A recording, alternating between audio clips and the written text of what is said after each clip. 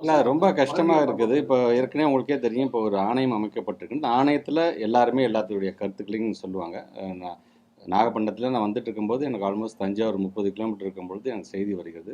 அ உடனடியாக கரூருக்கு போங்க. ஸ்டாம்பீட் ஆனதா கேள்விப்படுறோம். உடனடியா நீங்க எங்க இருக்கீங்கன்னு போகும்போது, நான் போய் சேர்ந்தது 10 மணிக்கு தான். அந்த வேள கூட ஓவர் த ஃபோன் ஹவர்ல எல்லா பிரஸ்ஸுக்கும் நான் வந்து மீடியால வந்து ஃபோன்ல பேசிட்டே தான் போனேன். அவங்க கேட்ட கேள்வியும் அதான் சொன்னேன். எனக்கும் தெரிலங்க. செய்தி வந்து என்ன உடனே போக சொல்லியிருக்காங்க. ஆன் த வே போயிட்டுருக்கேன். எனக்கு போனதுக்கப்புறம் தான் எனக்கு தெரியுங்கும்போது தான் நான் சொல்லியிருந்தேன் நானு.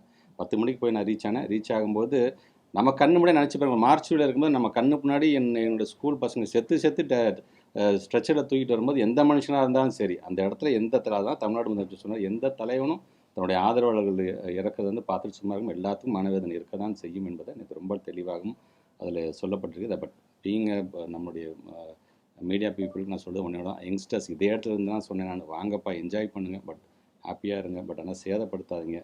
ச பாதுகாப்பா வீட்டுக்கு போங்க அப்படின்னு தான் சொன்னேன். திருப்பி அந்த பிள்ளைங்களுக்கு சொல்றேன். ஒரு அரசாங்கம் அன்பு கரங்கள் திட்டத்திலேருந்து அயல்நாட்டுக்கு உங்கள வேலைக்கு அனுப்பிச்சு விடுற வரைக்கும் எஜுகேஷன் சார்ந்து நாங்க நிறையா கொண்டு வரோம். தயவுசெய்து பயன்படுத்திக்கோங்க. பயன்படுத்தி நீங்க எங்களுக்கு தான் ஆதரவு தர்றீங்க. நீ யாருக்கு வேணா ஆதரவு தர்றீங்க. ஆனா ஒரு எஜுகேஷன் சிஸ்டமோட நல்ல அறிவு சார்ந்த கருத்தை வாங்கிக்கிட்டு யாருக்கு வேணா நீங்க ஆதரவு தர்றீங்க. படிக்க வேண்டிய வயசுல தயவு செஞ்சு பிள்ளைங்க படிப்புல கவனம் செலுத்துங்க. சேஃபா இருங்க. உங்கள நம்பி வீட்ல பெத்தவங்க இருக்காங்க. உங்கள நம்பி நாட்டுல ஒரு அரசாங்கம் இருக்கின்றது. உங்கள நம்பி தான் திட்டமே தீட்டுறோம். அதையும் பயன்படுத்திக் கொள்ளுங்கள். உங்களுக்கு பிடிச்ச தலைவர் பின்னாடி நீங்க போங்க. நாங்க வேணாம்னு சொல்லவில்ல. பட் உயிர் ரொம்ப முக்கியம் என்பதை தெரிவிச்சுக்கிறேன்.